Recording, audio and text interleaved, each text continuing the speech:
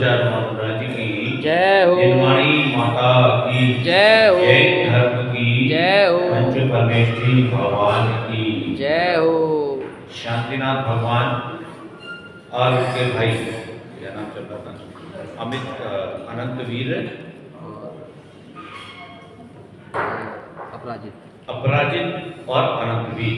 अपराजित तो बलभद्र हैं, वो अनंतवीर नारायण हैं। उन दोनों भाइयों ने पुण्य कर्म के उदय से 6 प्रकार की सेना चक्र रत्न से, क्योंकि अब चक्र रत्न उनके पास आ गया था, अपने पराक्रम से तीनों खंड पृथ्वी जीत ली। अनेक भूमि गोचरी जीते, विद्याधर जीते, व्यंतर जीते और इनकी साधु वस्तुओं को अपने चरणों के सामने रखकर ग्रहण की।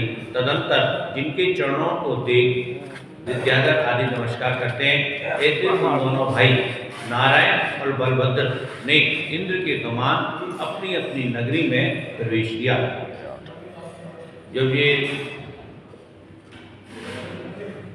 विजय करने के लिए निकलते हैं तो विजयात पर्वत तक की 3 होते हैं, 2 मलेच्छखंड और 1 आर्यखंड, इनको जीतते हैं। चक्रवर्ती 5 मलेच्छखंड और 1 आर्यखंड जीतता है।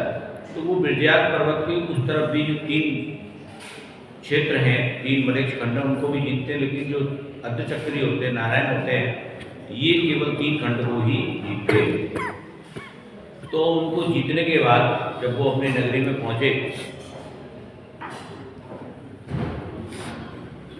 बहुत ही उत्कृष्ट विभूति से बहुत शोभावान प्रतीत हो रहे थे। वे दोनों ही नारायण और बलभद्र पुण्य प्रभाव से लक्ष्मी का उपभोग एक साथ करते और कुछ सागर निर्मल थे, इसलिए बीतता हुआ समय भी उन्हें मालूम नहीं पड़ा, क्योंकि जो सुख का समय होता है वो कब निकल जाता है पता नहीं था। अपराजित बलभद्र की रानी विजया के गर्भ से सुमति नाम की पुत्री हुई, जो कि बड़ी बुद्धिमती थी और रूप लावण्य से सुशोभित थी, चंद्रमा के समान।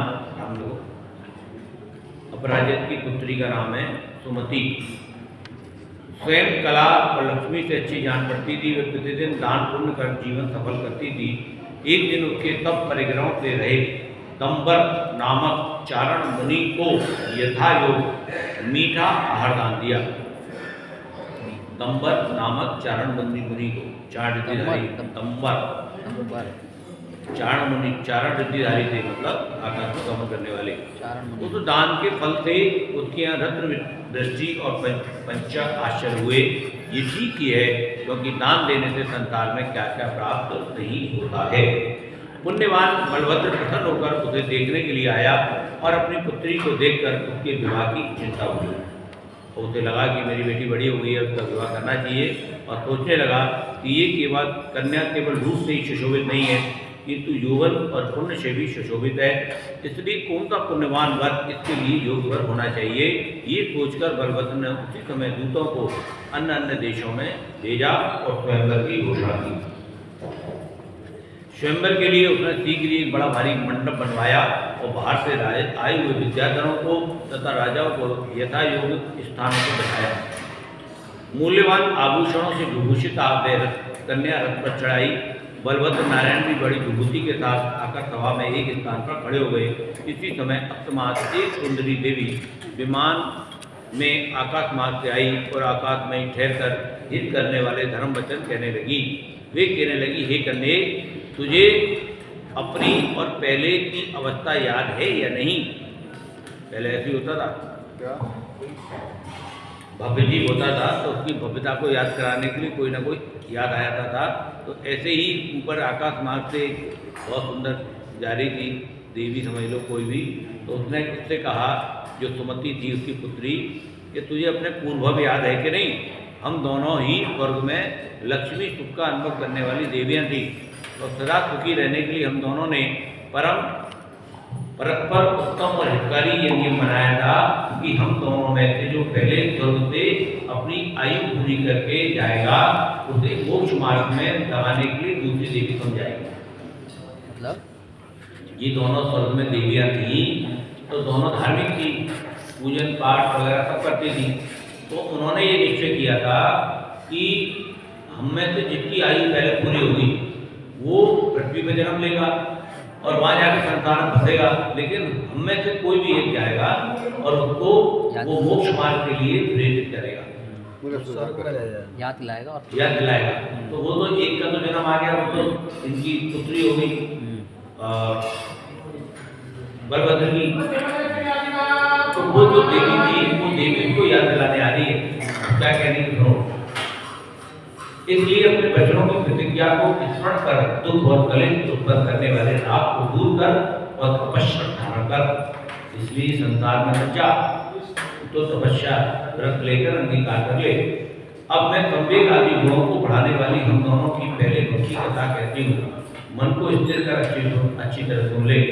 उसको याद दिला रही है, क्या कह रही है कि पुष्करा द्वीप के पूर्व भरत क्षेत्र के नंदनपुर नगर में, पुष्कर द्वीप में दो भरत क्षेत्र होते हैं, एक पूर्व की तरफ एक पश्चिम की तरफ, ऐसी झारखंड खंड में, क्योंकि भरत जम्बू द्वीप से डबल व्यवस्था है ना यहाँ पर, तो पूर्व में भी भरत क्षेत्र है और पश्चिम में भी है। अब ये पुष्कर द्वीप के पूर्व भरत क्षेत्र के नंदनपुर नगर में पुण्य के प्रभाव से अमित विक्रम नाम का राजा राज्य करता था। उसकी रानी का नाम था अनंतवती। उसके धर्म को धारण करने वाली दो चतुर पुत्रियां उत्पन्न हुई, एक का नाम था धनश्री और एक का नाम था अनंतश्री। दो पुत्री धनश्री और अनंतश्री, ये दोनों पुत्रियां हैं। ये यहाँ पर जो दोनों बात कर रही है कि पूर्व में दोनों बहनें। एक दिन वे दोनों पुत्रियां पुण्य संपादन के लिए धर्म की प्राप्त करने के लिए चित्रकूट चैत्यालय में गई और वहां पर उन्होंने नंदन मुनि की वंदना की। मुनराज ने उनके सामने दुख देने वाले व्रत उपवास और प्रवचन दिए। धर्म का श्लोक सुनकर पुण्य संपादन करने के लिए उन्होंने व्रतों को धारण किया और उपवास भी धारण किए। किसी त्रिपुर नगर में वज्रागत नाम का विद्यालय राज करता था। उसकी रानी का नाम था वज्रमालिनी। एक दिन वज्रागत अपनी रानी के साथ मनोरवन में गया। वहां उन दोनों कन्या को देखकर अत्यंत रागान्वित हो गया, यानी मोहित हो गया।